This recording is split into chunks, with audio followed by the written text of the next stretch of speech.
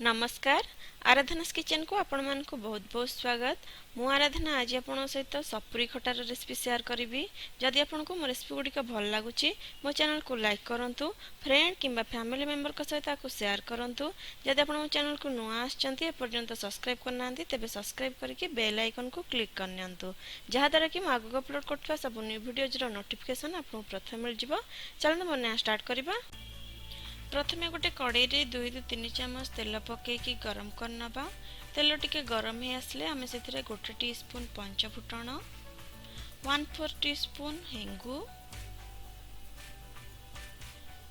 2टा सुखला लंका, गोटे सुखला लंका को मु छिंडे के ऐड करछि और गार्निश पे सेमति ऐड करनोछि, 2टा कंचा लंका और 8 ରୁ 10टा भृषम पत्र पके दबा।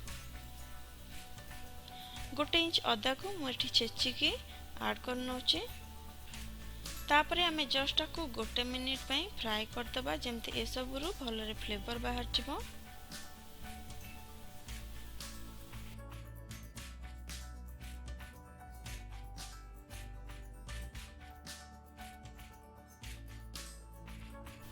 एटा हे गला। वर्तमान आमे इथिरे हाफ टी स्पून लंका गुंड, 1/4 टीस्पून हळदी गुंड पकेकी जस्ट आधा मिनिट पई फ्राई करनबा।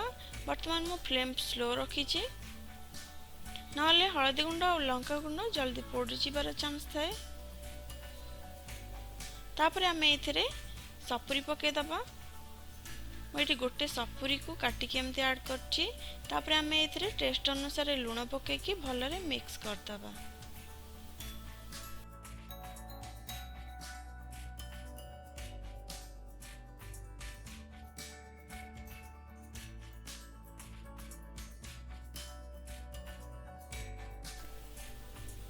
एटी भलरे मिक्स हो जाइए। वर्तमान आमे आवश्यकता अनुसार पानी ऐड कर दबा।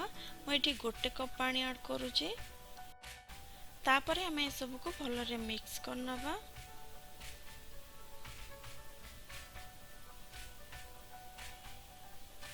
वर्तमान आमे आको कवर करके 8 ରୁ 10 मिनिट पई छाड़ दबा जेमितिका सपुरी सिझी जीवो।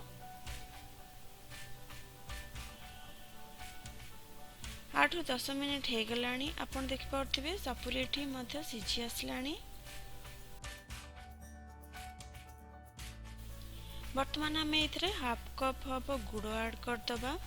गुड़ जगह रे आपण चीनी मध्य ऐड करि परिबे आ गुड़र क्वांटिटी आपण निज टेस्ट अनुसार कम किंबा बेसी करि परिबे। तापरे आमे आको भलरे मिक्स करके आ 2 ରୁ 3 मिनिट पे कवर करनबा जेमतिका गुड़ मेल्ट हे जिवो।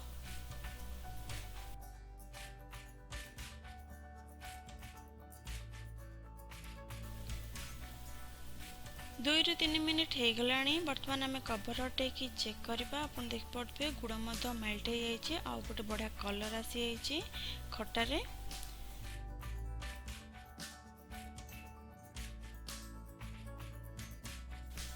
गोटे टेबल स्पून कॉर्नफ्लोर रे आमे 1/4 कप हबो पानी ऐड करके भलरे मिक्स करनबा आ से पानी को खटारे दे दबा जहाद्वारा कि खटा टिके बहलिया हे जिवो।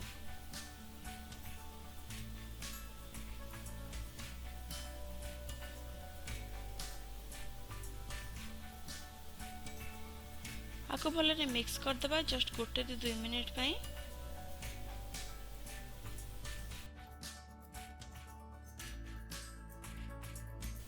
मते खटार झोल टिके कम लागुची तेणु मु एथरे आ 1/4 कप हबो पानी ऐड करनोची।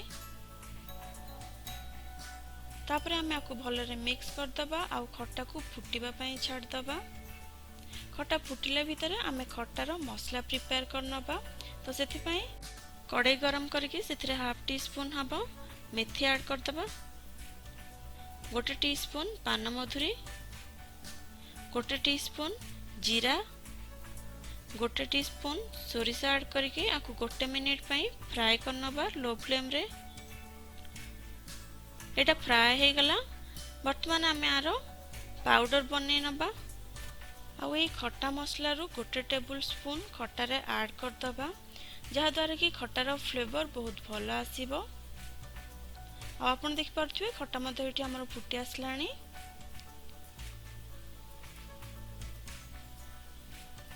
आगो भलरे मिक्स करदबा। खटा हमर बनिकी रेडी हो गला। वर्तमान आम गैस ऑफ करदबा। आपन को सर्व करके देखे नौची। एठी हमर सपुरी खटा बनिकी रेडी हो जाइए।